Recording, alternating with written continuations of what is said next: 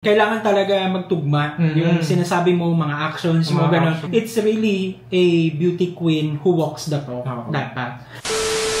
Hi guys, and welcome back to our channel. My name is Janae. I'm Nali. For today's vlog ay papanoorin natin ang isa sa mga topics dun sa naging final head-to-head challenge ng tatlo sa ating finalists. That's Jasmine, Bianca, and of course, Attorney Dali sa head-to-head challenge ng Miss World Philippines 2024. And without any further ado, let's watch this. And this is, by the way, about Sustainable Development Goals ng UN. So our first topic is Sustainable Development Goals, micro and macro effect. We have immediate solutions to problems, but we have long-term solutions. Long-term solutions and macro effect, that's what we call sustainable development.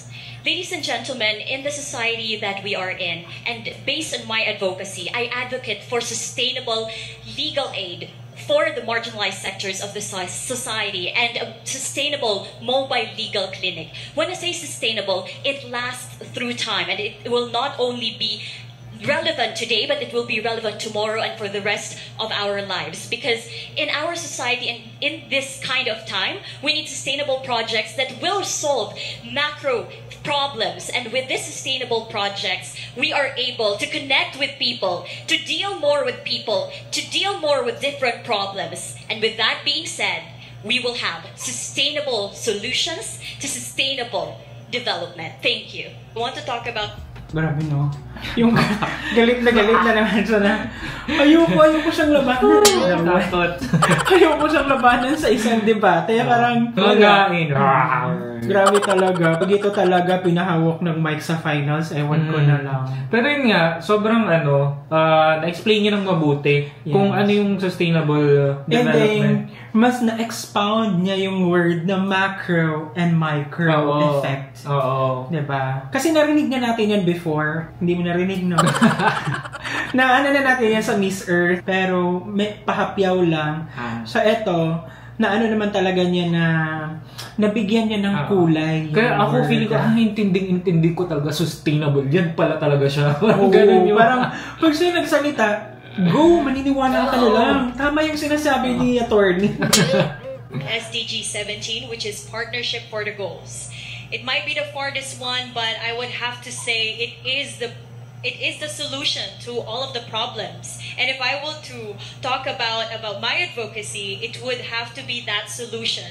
That could be the aid to all of the problems that we can see, even the smallest things. Once we partner up with people, with the right people, once we know who can we connect with in a certain way, then we can for sure solve some problems in a very little way. And that could have been made a huge impact in the long run. So just as long as we know how to partner up and talk to the right people regarding the matter, I believe that all problems can be solved through partnership and better understanding. Thank you. I'd like to share.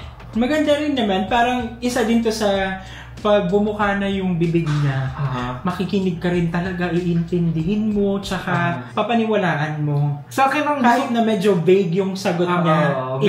Vague nga yung sagot niya, pero she's trying to find a ground a relation na para maging relatable siya, na mas maintindihan for the common people. Yes.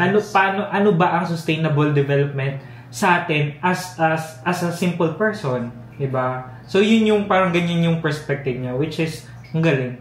Share with you all how I approach sustainability, and that's to reduce, reuse, and recycle. It all starts at home, so I encourage you all to have a recycling bin, because it all starts with a simple step. Those little things that we do make the biggest difference in our world. So let's inspire the young so that we can raise them to think the same. And I hope you all really remember those 3 R's, because for me it's easy to remember, and I hope you guys implement this in your life as well, because we should think greener and live in a world where we treat our Mother Nature with love and respect.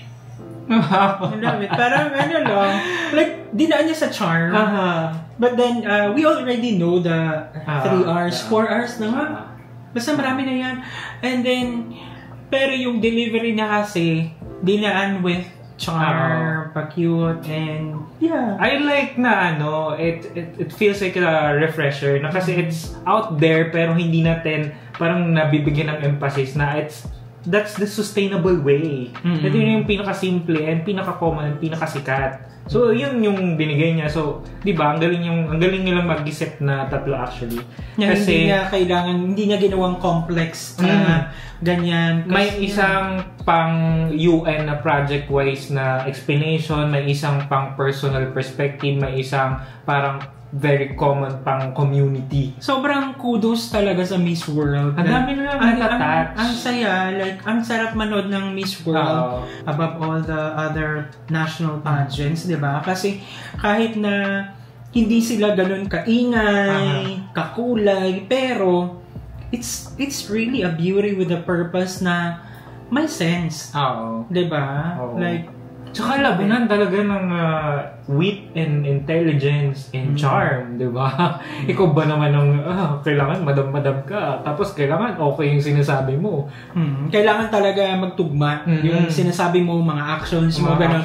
It's really a beauty queen who walks the talk. Dapat. So, ayun guys, and thank you so much at sinamahan niyo kami sa nagdaang video. If you like this video, don't forget to give it a thumbs up.